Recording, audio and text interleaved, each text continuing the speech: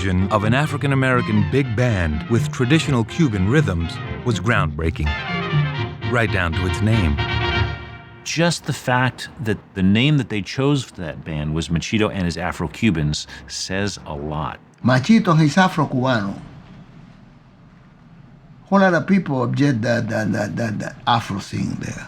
It's the first time where we see this kind of public acknowledgement through the naming of the band of something that is African-derived. I'm of African descent. And the rhythm, the producing music we play is African. Nobody was acknowledging Africa. All of a sudden, this band comes out, and right in your face, it says Machito and the Afro-Cubans.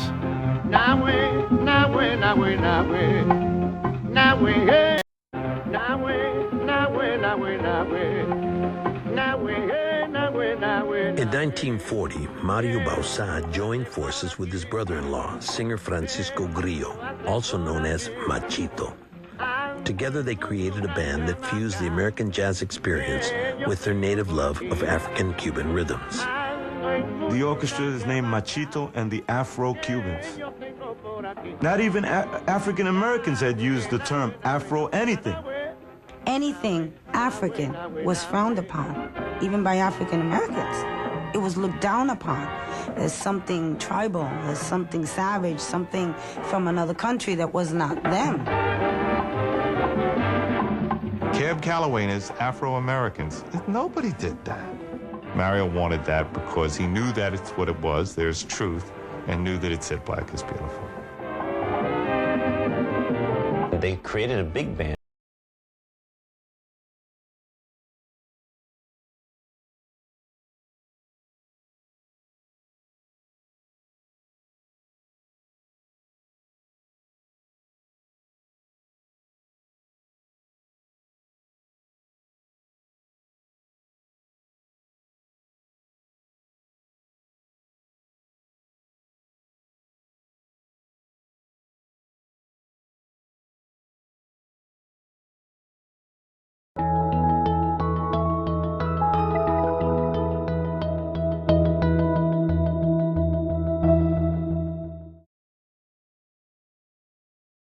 If you think about, for example, the one drop laws that gave us black and white people in the first place, right? One drop, what kind of language is that, right? One drop of black blood makes a person black, evermore. That's rather rigid.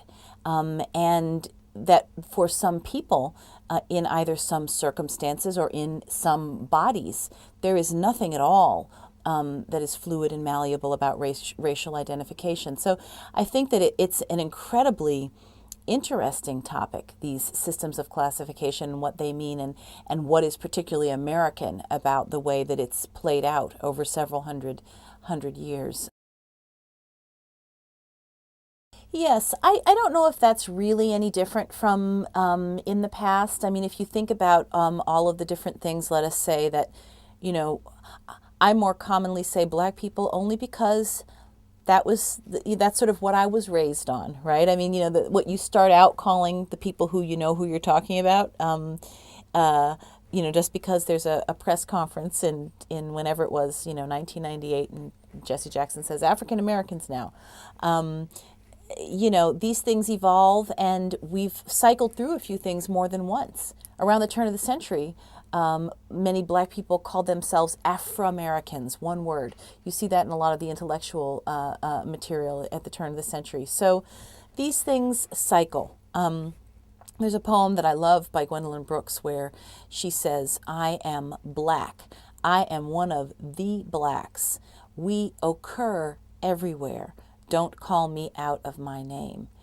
And it's in the voice of a child, and the premise of the poem is that the teacher has said, we are now African Americans. But what this child holds on to about being called black is that he wants to be understood as part of a diaspora of black people. And so I think that's very interesting as well, how the sense of sort of nation converges with a racial understanding of self. I don't think this moment is any different from before. And I guess that, what I would follow, which seems to me to be common courtesy, is to call people what they wish to be called.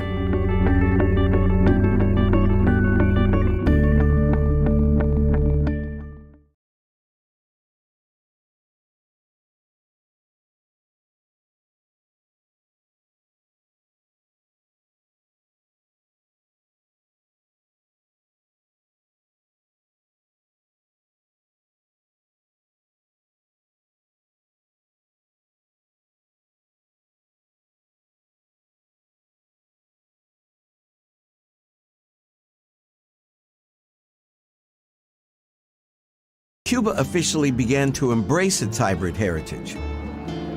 Racial discrimination was criminalized, and intellectuals trumpeted their unique mixed culture, all very different from what was happening in America at this time. Whenever I ask a black Cuban who they are or how they describe themselves, they always say, always, I'm a Cuban who's black. African Americans, on the other hand, almost always say, I'm black and I'm an American. In the Americas sits a monument to the man who first colonized this island. Christopher Columbus certainly has pride of place here in the heart of Santo Domingo. And it says something about the country's sense of itself.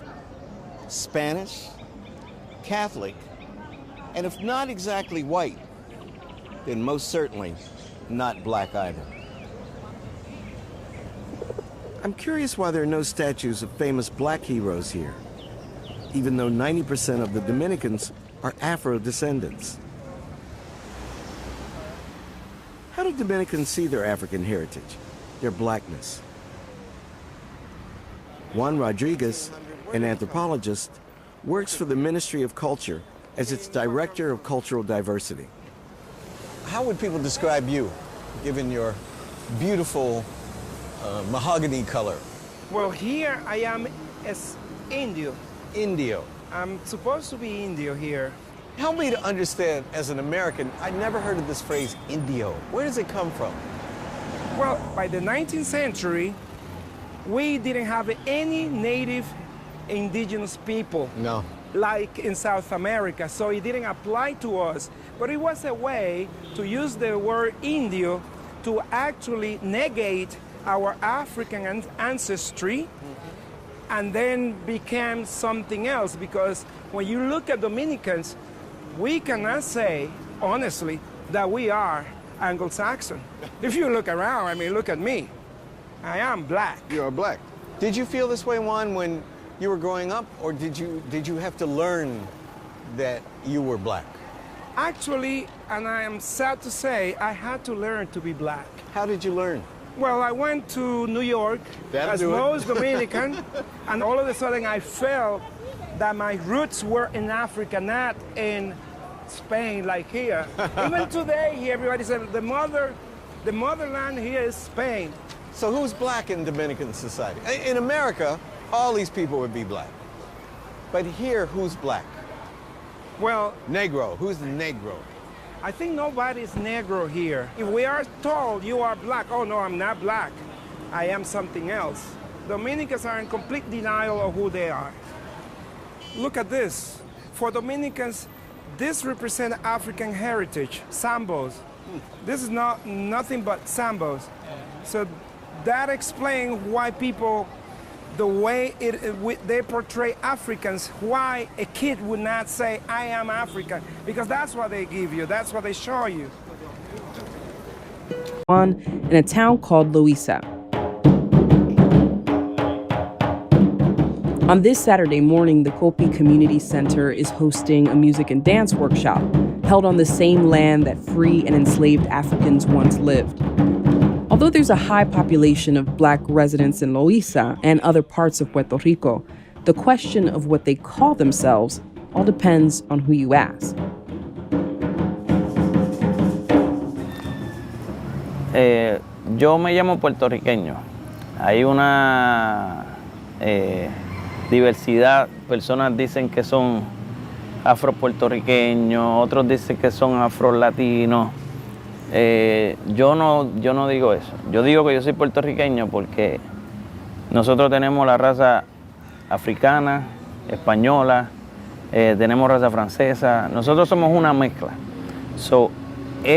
Todas esas razas encierra lo que es un puertorriqueño. Y el trasfondo de esta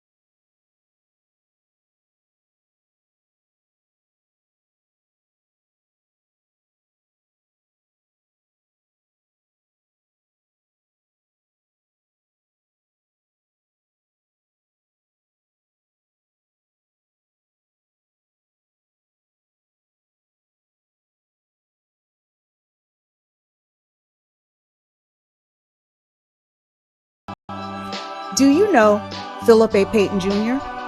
In 1903, Payton founded the Afro-American Realty Company, determined to secure quality housing for Black families.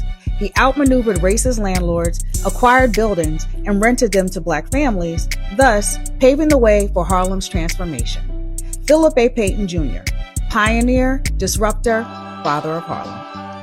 Black history is American history.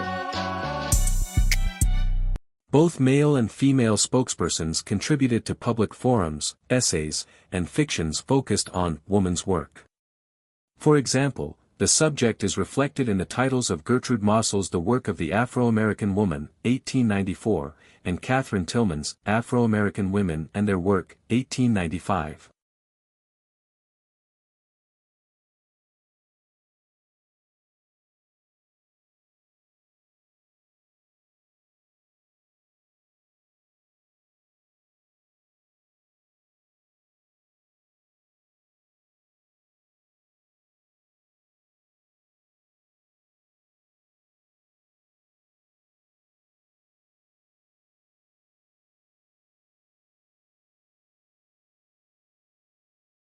Fred R. Moore, Secretary-Treasurer of the Afro-American Realty Company.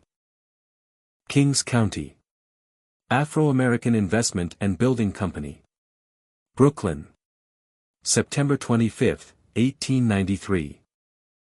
Directors of the Afro-American Investment and Building Co., Brooklyn, New York. Organized, September 1892. Members of the Afro-American Council. On January 25, 1890, the National Afro-American League, NAAL, was established in Chicago, Illinois, led by Timothy Thomas Fortune. The League aimed to secure equality, civil rights, education, and public accommodations for African Americans.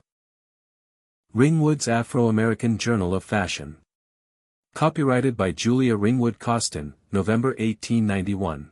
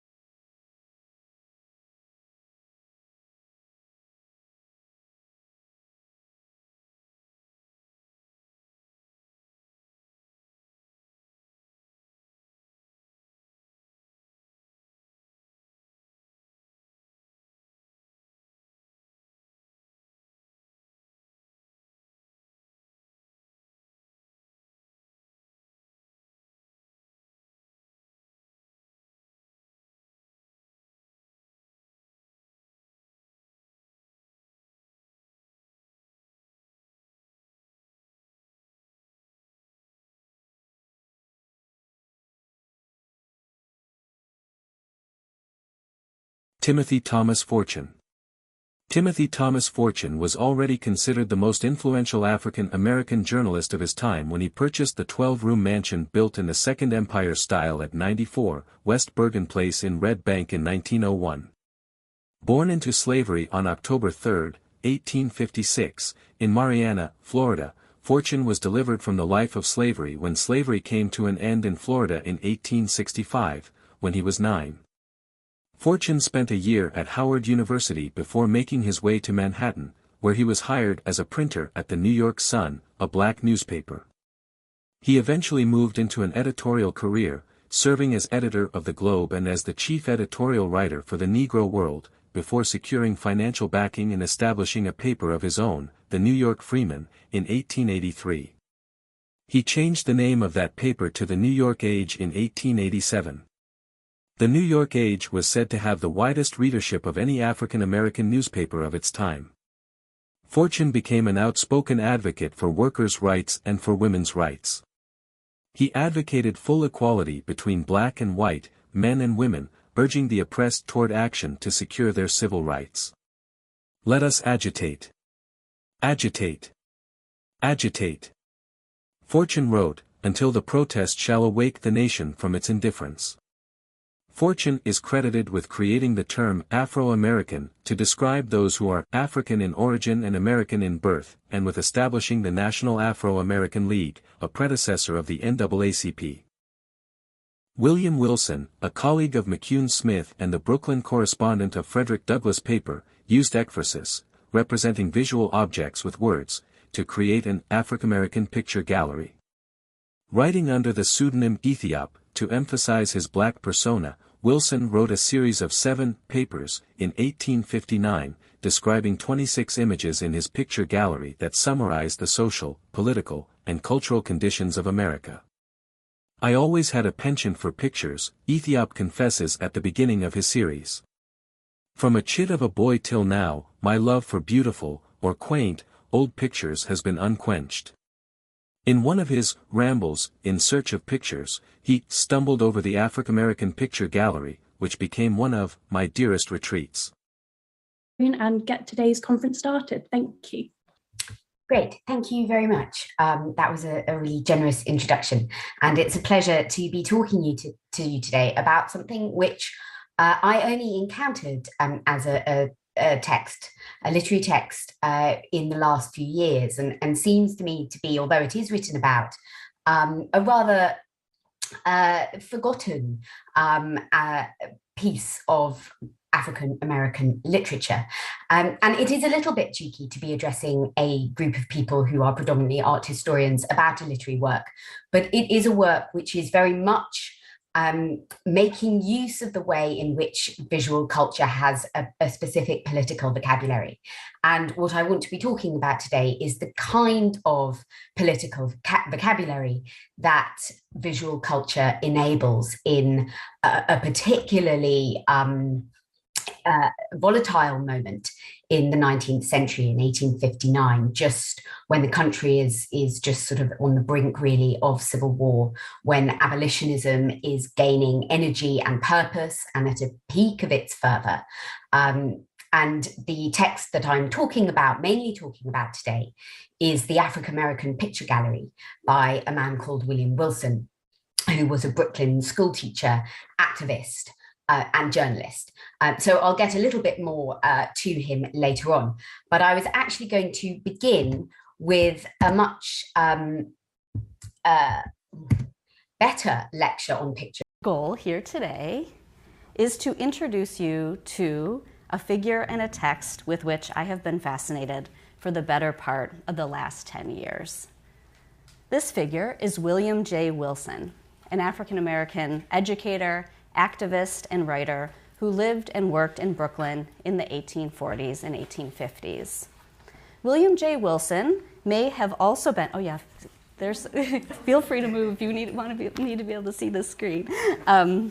So William J. Wilson was active in Brooklyn in the 1840s and the 1850s. He may have also been New York City's first Black culture critic. A self-stylized flaneur, cultural aesthete, and frequent contributor to Black antebellum periodicals, he he wrote under the name Ethiop and as the Brooklyn correspondent for Frederick Douglass's paper. In these columns, he provided readers across the nation with on-the-ground reports of New York's people, places, and happenings based on his frequent ramblings around the city, and that's what he often referred to these walks as ramblings. Wilson was especially interested in the sights and sounds of Broadway as it emerged as a hub of culture, entertainment, and conspicuous consumption in the middle of the 19th century. And here is a stereoscopic view of Broadway in 1859, a year that is crucial to my thinking for this project. Based on his columns, it's clear that Wilson was a frequent promenader on Broadway, interested in seeing and being seen in a world increasingly defined by mass spectacle, commodification, and consumerism. Wilson was also deeply concerned with the politics of representation, I would argue at least as much as Frederick Douglass was. And perhaps more so than any other commentator of his era, Wilson was specifically interested in the question of racial representation within the sphere of fine art. For example, writing to Frederick Douglass's paper in March 1853, he wrote on the glaring absence of what he called distinguished black figures in museums and galleries. He concluded, "We must begin to tell our own story, write our own lecture, paint our own picture, chisel our own bust." A few years later, in 1859, Wilson would fulfill his own call for a gallery of distinguished black portraits with his publication of the Afro-American Picture Gallery, an experimental text that essentially imagines the first museum of black art in the United States. So as Sarah mentioned, I'm currently working on a monograph on Wilson, his world, and his picture gallery. This work also builds on a digital project on the picture gallery that I designed with my colleague Leif Ekstrom for the American Antiquarian Society's Just Teach One initiative. I learned from Alexandria how to put a QR code on a slide, and I thought that was such a great idea last semester. I thought I would do it for you all here, so thanks, Alexandria. So I thought I would share this project, this digital project for you that we built in 2015, in case you'd like to read the full text of the picture gallery. It's an OCR, scanned, edited, fully annotated edition that's available there. We also have included an introduction to the text, images, and teaching resources, including reflections from some of our colleagues who have taught this work in their classes. Inspired by the picture gallery's own ambitious flights of speculation, my book's chapters take an experimental approach, spinning out a number of artistic, philosophical encounters, rather than producing a more traditional literary history of the text and its author. This is a really wild text, and I was writing a pretty traditional literary history, and at a certain point I decided to kind of blow it all up and start over, sort of inspired by Wilson's own writing. So 2 chapters place Wilson in relation to 2 unlikely interlocutors from different time periods, Phyllis Wheatley and then Walter Benjamin. A 3rd chapter situates the picture gallery within a vibrant 19th century sketch tradition in order to define the contours of what I'm theorizing as a distinctly late antebellum black aesthetics. A final chapter turns to the epic Black Forest fantasy tale that comes to preoccupy the text, transforming the series from an ordered gallery tour to a work of speculative fiction. And in that part of the text, Wilson is clearly influenced by Grimm's fairy tales. In between chapters in the manuscript, I asked readers to take an imaginative stroll through the holdings of the picture gallery. This section of my book, split into 3 interludes and interleaved between chapters, is offered as an experiment in narrative, inspired by the fact that the picture gallery's own critical reflections are grounded in the format of a gallery tour. Wilson was writing during a time that witnessed the rise of modern art criticism, and this genre shaped both the themes and format of the Afro-American Picture Gallery. More specifically, Ethiop's gallery tour draws from the conventions of the periodical art review, in which correspondents would offer readers reflections and assessments of a particular exhibition or a notable work on display in a museum, fair, or other venue. 19th century art reviews also contained their own ekphrastic, or written descriptions of works of fine art, which were especially valuable for readers in an age before images could be quickly circulated through mass media, and when travel for the purposes of absorbing fine art and culture was a luxury only accessible to the very wealthy. Because of high costs and issues with access to print and visual technologies, this was a time when images were rare in the African American print sphere. For example, in the Anglo-African magazine, this is the publication where the picture gallery appeared, only 2 images were reproduced in its 2-year run. This portrait of Alexandre Dumas, and this engraving that I love of Ira Eldridge, the New York-born Shakespearean actor, depicted here as Aaron from Titus. And both of these images appeared only in the bound annuals of the magazine. So if you were subscribing and getting the magazine every month, no images. So these two images appeared in the bound annuals of the magazine and were advertised as special embellishments for subscribers. So this is a time when pictures, actual pictures, were rare and very special in the Black print sphere. So today I'd like to do 2 things. I want to spend a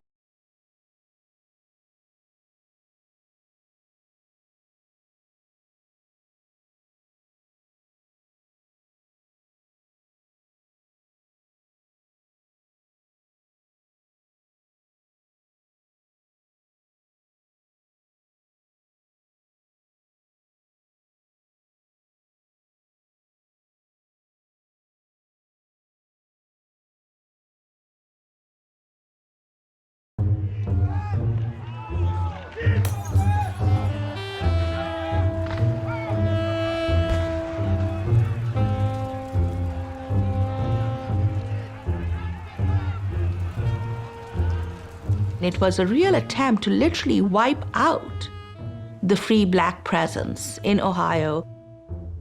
Ohio had never been a slave state, and it was considered part of the North. And so free Blacks heard about what had happened in Cincinnati, and they feared that it could possibly happen to them. There's an attempt on the part of Black leaders to address the safety, the security of Black communities, and to think about what self-determination might look like in a place like the United States. The Black Convention movement gets started in order to denounce what had happened in Cincinnati.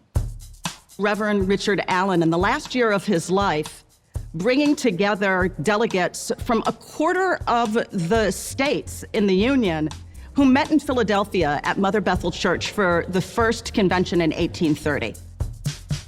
A lot of the delegates are nominated by their own internal social networks. So we're talking about churches, literary groups, leading entrepreneurs, reverends, editors of newspapers, the leading writers, the lions of the 19th century from the Black community.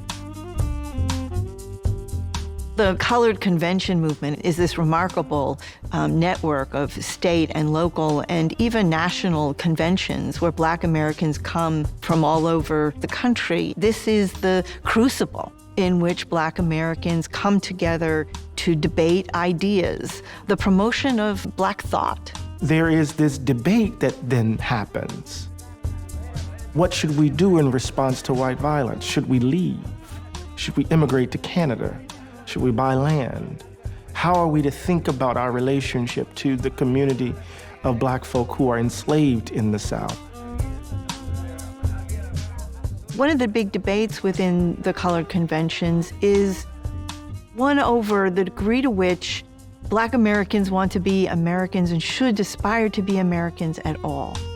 It would be a mistake to assume that everybody wants to be a U.S. citizen, because there are those who do not. You had 2,000 African Americans leave Cincinnati and move to Canada. You even have people contemplating immigration to Liberia, back to Africa. But even immigrationists who argued that there was really no hope for Black equality within the United States continued the fight for the citizenship in this country. So it's not so straightforward what it means to be an American. And I take the debates over what we call ourselves to be a reflection of a very astute ambivalence about what it might mean to be fully Americans in a nation that is capable of and guilty of a great deal that is pernicious for Black Americans. The colored citizen is an American of African descent. Cannot a name be found that will explain these two facts? It is Afro-American. The term Afro-American is absurd.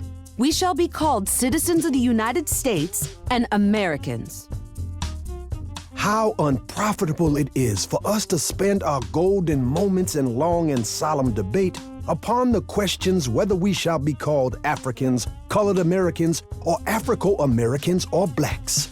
The question should be, my friends, shall we arise and act like men and cast off this terrible yoke?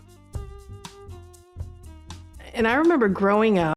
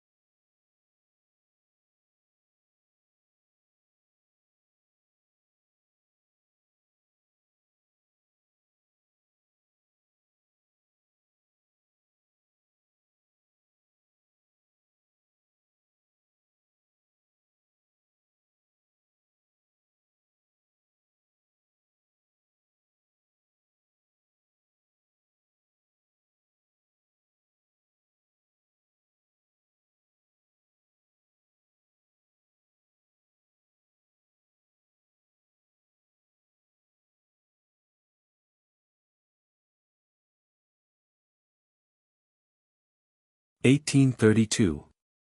Peter Osborne, July 5. Address, New Haven, Connecticut, July 5, 1832, excerpts. Before the Emancipation Proclamation of 1863, many free blacks held July 5 events to promote abolition and equality instead of celebrating Independence Day on the 4th. In this address to the African Church of New Haven, Peter Osborne rallies his listeners to unite for emancipation and reject the prospect of colonization. Fellow citizens, on account of the misfortunes of our color, our 4th of July comes on the 5th, but I hope and trust that when the Declaration of Independence is fully executed, which declares that all men, without respect to person, were born free and equal, we may then have our 4th of July on the 4th. It is thought by many that this is as impossible to take place, as it is for the leopard to change his spots, but I anticipate that the time is approaching very fast. Let us all unite, and with one accord declare that we will not leave our own country to emigrate to Liberia, nor elsewhere, to be civilized nor Christianized. Let us make it known to America that we are not barbarians, that we are not inhuman beings, that this is our native country, that our forefathers have planted trees in America for us, and we intend to stay and eat the fruit. Our forefathers fought, bled and died to achieve the independence of the United States. Why should we forbear contending for the prize? It becomes every colored citizen in the United States to step forward boldly, and gallantly defend his rights. What has there been done within a few years, since the union of the colored people? Are not the times more favorable to us now, than they were 10 years ago? Are we not gaining ground? Yes, and had we begun this work 40 years ago, I do not hesitate to say that there would not have been, at this day, a slave in the United States. Take courage, then, ye Afro-Americans. Don't give up the conflict, for the glorious prize can be won. In 1795 the Free African Society of Newport, Rhode Island, sent a party of blacks to West Africa to explore the possibilities of establishing a black colony. Several years later, Paul Cuff, a free black Massachusetts sea captain and ship owner, sought to establish a nation in West Africa with political and economic power firmly in the hands of blacks. Cuff was actually the first person who successfully transported black emigrants, taking 38 persons, 9 families, to Sierra Leone at his own expense, $3,000 or $4,000, in 1815. In 1808 Cuff organized the Friendly Society of Sierra Leone. He also worked very closely with the African societies of Boston, New York, and Philadelphia. The organization in Philadelphia was headed by James Forten. Forten made it clear that it was essential that blacks have complete control over any organization advocating emigration to Africa. In 1817 Forten wrote, "One can see it, organized opposition to the action and attitude of the dominant white group, late in the 18th century when the Negro Union of Newport, Rhode Island, in 1788 proposed to the Free African Society of Philadelphia a general exodus to Africa on the part at least of free Negroes. This Back to Africa movement has recurred time and time again in the philosophy of American Negroes and has commended itself not simply to the inexperienced and to demagogues, but to the prouder and more independent type of Negro, to the black man who is tired of begging for justice and recognition from folk who seem to him to have no intention of being just and do not propose to recognize Negroes as men." After the Civil War and the disappointments of Reconstruction came Bishop Turner's proposal and recently the crazy scheme of Marcus Garvey. Absalom Jones and Richard Allen refused to be segregated in the white Methodist Church and in 1787 organized the Free African Society formed without regard to religious tenets, provided the persons lived an orderly and sober life in order to support each other in sickness and for the benefit of their widows and fatherless children. Free African societies and Negro unions were formed in other cities. They corresponded on matters of mutual interest, among others the question of migration to Africa. Examples: African American Benevolent Societies. Free African Union Society, Newport, Rhode Island, 1780. Free African Society, Boston, 1787. New York African Society for Mutual Relief, 1808. Mother Bethel African Methodist Episcopal Church, 1816. African Benevolent Society. Chillicothe, Ohio, 1827. African American Female Literary Association, Philadelphia, 1831. The black presence in northern cities had been even greater at the time of the American Revolution, leading to the creation of independent benevolent organizations, schools and churches, such as the African Union Society of Newport, Rhode Island, or Philadelphia's Mother Bethel African Methodist Episcopal Church. We had African American leaders, primarily coming out of our religious community, ministers like Absalom Jones and Richard Allen, who at the end of the 18th century, while we were still struggling with slavery and disconnects of all sorts, created out of their religious fervor mutual aid societies. Richard Allen, along with a number of other black Methodist bodies that came together, formed the African Methodist Episcopal Church and had our first general conference in 1816. The AME Church, initially started from what we like to consider as the first sit-in Philadelphia in 1787, led by Richard Allen, Absalom Jones, and some worshipers at St. George's Methodist Episcopal Church, where they were not welcome to worship freely. After they completed their prayer, they walked out.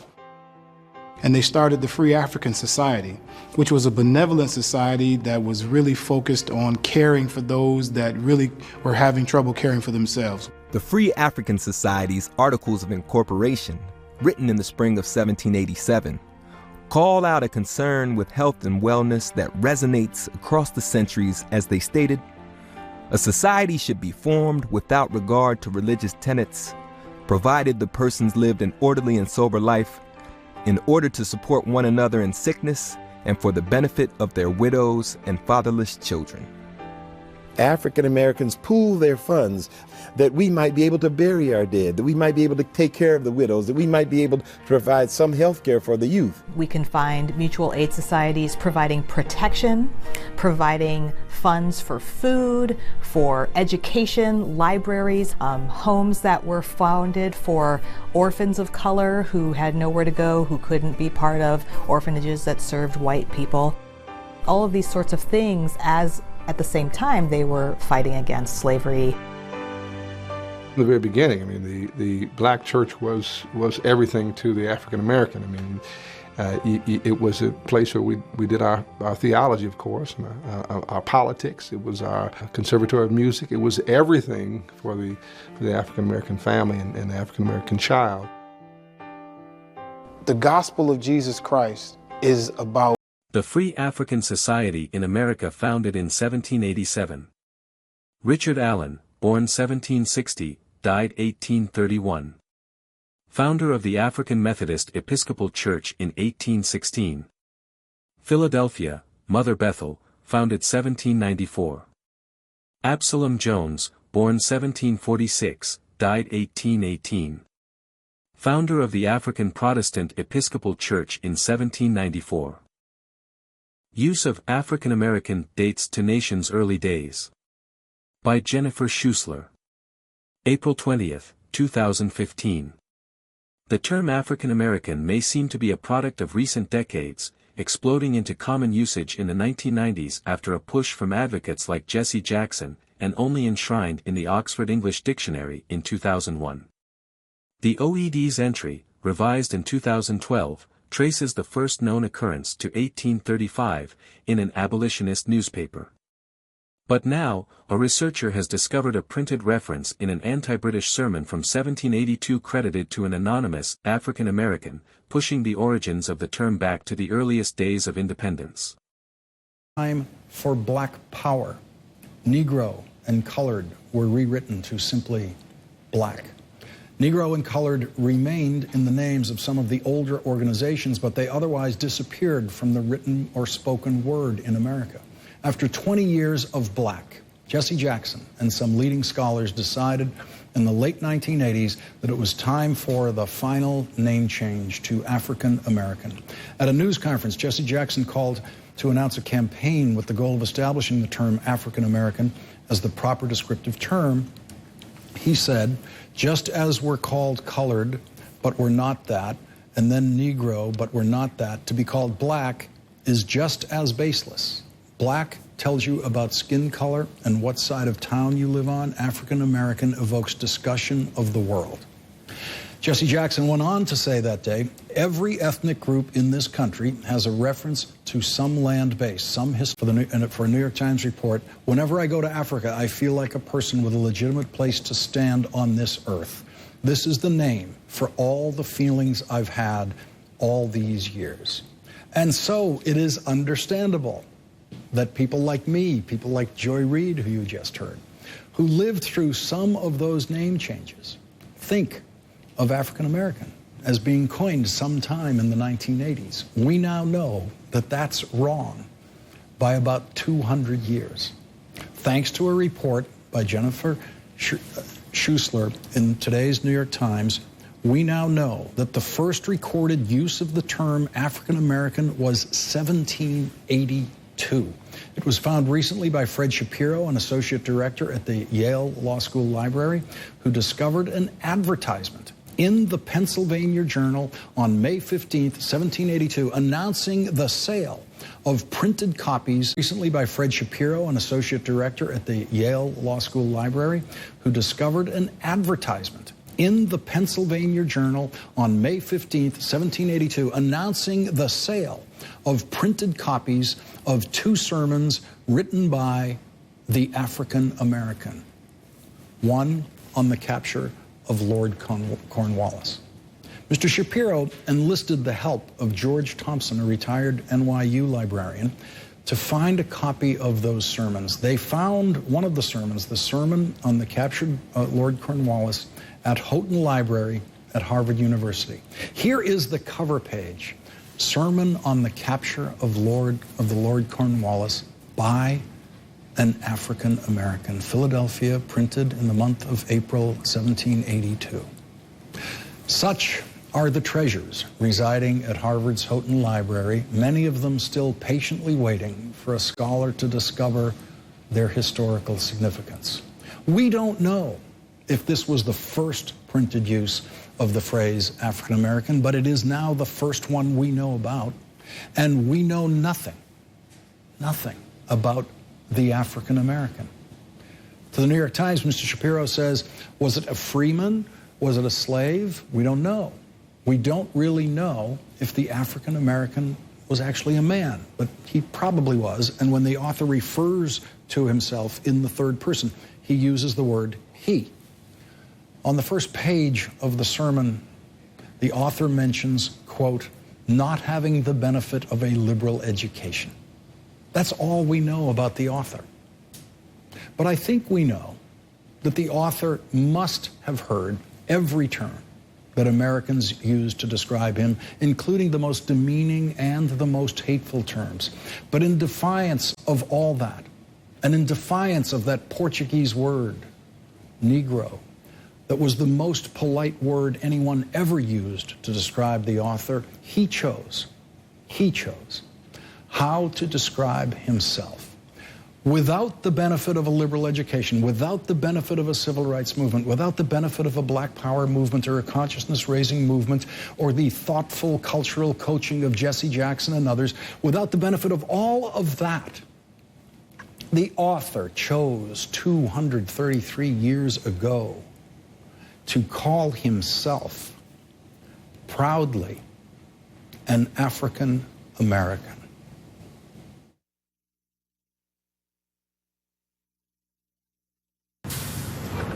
Occasional constipation, diarrhea, gas, bloating? Yes. One Phillips Colon Health probiotic cap each day helps defend against these occasional digestive issues with 3 types of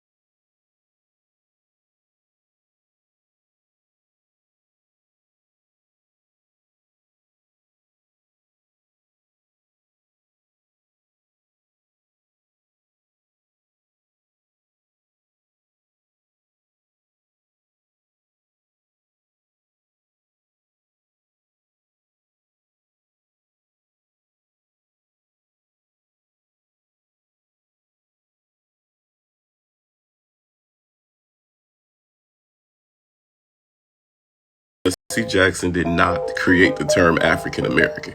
Walt, founder of the Bristol English Project, I help American descendants of chattel slavery with our genealogy. The term African American as well as Afro-American have been used since the 1800s. Y'all put a million lights behind false history as long as it sounds good before you put an eye on the truth. As I go through some of these historical newspapers to show you the term African American being used before Jesse Jackson was a twinkle in his father's eye, I want to point out some things. So during the time where Republicans were the liberals and the Democrats were the conservatives, if the white Republicans cannot tolerate a black Republican to represent them in the council, if he be successful in being nominated, let them be defeated.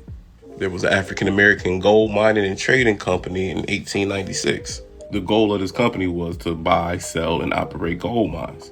I am also the co-researcher of the London Nelson Legacy Initiative, right? And so that's a piece of gold of 1954. Do y'all know the history of black people in the gold rush? How some people bought their freedom, some people used it to escape, and California still wasn't fucking with us like that. Do y'all know about the 300 black folks attending the African American Church Conference in Northwest Ohio? I want this to be a reminder for folks to check church records. You know, I know people love telling black folks that we don't know our history. Even though I have this very large database with over 60 free genealogy resources aimed at help American descendants of chattel slavery. Louisiana, 1873. They will, if they can, make African American domination absolute and perpetual in these states and civilize them down to the model which so revolted the Louisiana colored settlers in San Domingo. Lancaster, PA, 1864. Stephen Miller, African American, was charged by Martha Frisbee of the same species. That's what I hear when I hear the word blacks. 1878, Kansas. North Carolina, 1874. 1876, down in Tennessee. Omaha, Nebraska, 1918. This letter to the editor is a hell of a read. Not because the term African American is mentioned 13 times by the person who wrote in, but it sounds like a conversation that people be having today. Now, if this truth makes you feel any kind of way, in the great words of my goddaughter Sawyer, donate to the Bristol English Project and stop listening to people who say you can't find your history. Y'all gotta stop with the whole Jesse Jackson created African American thing in 19 whatever. It goes back hundreds of years. And for people who like to tell people to do their research, y'all don't do your own research. Between this current administration and you, we're gonna start off with some newspapers that use the term African American in the 19th and early 20th century. Let's start off with Louisiana, 1885. How about the clergymen and delegates attending the African American Church Conference of the Northwest in 1896? Y'all remind me, 1898, by the way, y'all remind me of the one woman who stole $800 worth of services from me. Now, her tree was a mess to begin with, but she puts, oh, by the way, Kansas, 1887. But she has so many wrong people on her tree because they said that they were Native American. She got upset that the white people that she put on her tree who claimed that they were Native American wasn't her people. I'm like, oh, my fault. Chicago, Illinois, 1911. The thing was, she never did actual research. I contacted the university where her great-grandmother would have worked at, the Rocky, North Carolina, 1889. They sent me over an interview that she did when she was a teacher there. This is a whole white woman who claimed to have like 5% Cherokee. Tennessee, 1876. But after showing her the truth, she was cool with me finding her family on a Freedmen Bureau, cool with some of them being enslaved, but this side was supposed to be so Native American, but they weren't. Westchester, PA, 1875. She did a chargeback on her card, and this is why I don't help when y'all be talking to me, hit me up, hey, yo, prove that I'm Native American, but you telling folks that you are, go do it. Oh, 1867. Y'all will do anything to avoid the truth because it doesn't make you feel warm and fuzzy on the inside. Did I show this one already? 1873 down in New Orleans. This ancestral shame that so many of y'all got over some of the strongest people that you will never know. Oh, by the way, this is the first time African American was printed in 1782. 1782. Y'all are choosing to be willfully ignorant. If you don't consider yourself Black African, you into these spaces to yell, scream shit that you would never seen. Like a 1870 population census for Sam Soka being from Africa. Miss Susan in 1870. The information is out there. Y'all choosing to act like white people who get all up in their feelings when we bring up slavery. It is no difference between this current administration and y'all. I promise the founding fathers are loving it. Y'all are wrong. Can y'all just turn it down some? Why are you so loud for? I will say go love yourself, but y'all have the ability in this day and age to create a database like I did that helps American descendants of chattel slavery with our genealogy, but you haven't. Why? Y'all say y'all have all the proof and you want to help your people. Why haven't you done anything?